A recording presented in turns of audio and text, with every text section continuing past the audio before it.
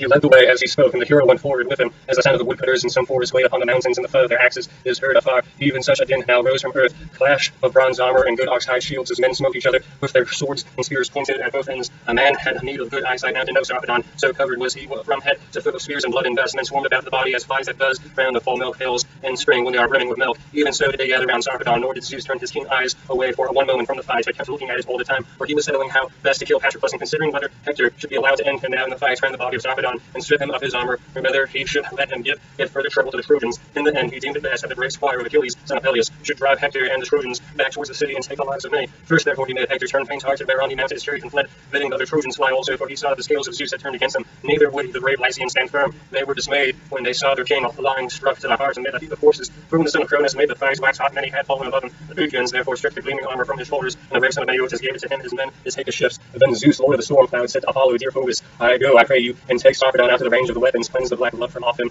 and then bear him a long way off, where you may wash him in the river, anoint him with ambrosia, and clothe him in immortal raiments. This done, commit him to the arms of the two fleet messengers, Death and Sleep, who will carry him straightway to the rich land of Lycia, where his brothers and kinsmen will inter him, and will raise both mound and pillar to his memory, and do honor to the dead. Thus he spoke. Apollo obeyed his father, saying, and came down from the heights of Iliad into the thick fight. Forthwith he took Sarpedon out of range of weapons, and then bore him a long way off, where he washed him in the river, anointed him with ambrosia, and clothed him in immortal raiment. This done, he committed him to the arms of the two fleet messengers, Death and Sleep, who presently set him down in the rich land of Lycia. Meanwhile, Patroclus, with many a shout to his horses into the Automedon, pursued the Trojans and Lycians in the pride and foolishness of his heart. Had he could obey the bidding of the son of Peleus, he would have escaped death, and have been scatheless. But the counsels of Zeus past man's understanding, he will put even a brave man to flight, and snatch victory from his grasp, or again will set him on to fight, as he now did when he put a high spirit into the heart of Patroclus, who then first and who last was slain by you, O Patroclus, when the gods had now called you to meet your doom. First Adrastus, Autonomous, Eliclus, Perimus, and the son of Megas, Epestor, and Melanophepus.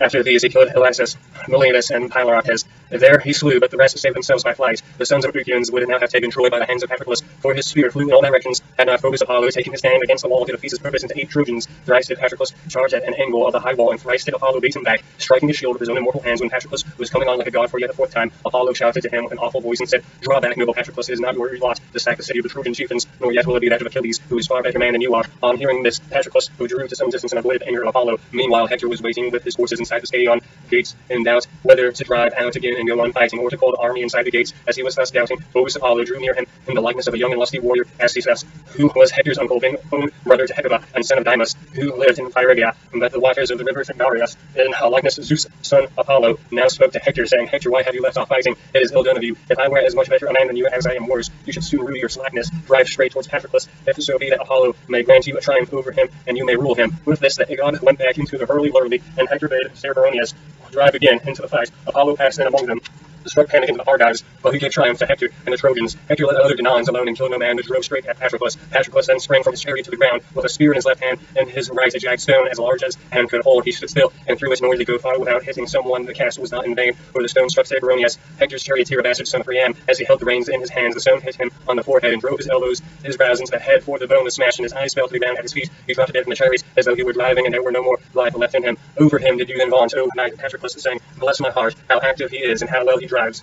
If we had been at sea, this fellow would have dived from the ship's side and brought up as many oysters as the whole crew could stomach, even in rough water, for he has dived beautifully off of the chariot onto the ground. It seems then that there are divers also among the Trojans. As he spoke, he flung himself on Cerberonius with the spring, as it were, of a lion, that while attacking a stockyard is himself struck in the chest, and his courage is his own bane. Even so furiously, O Patroclus, did you then spring upon Cerberonius,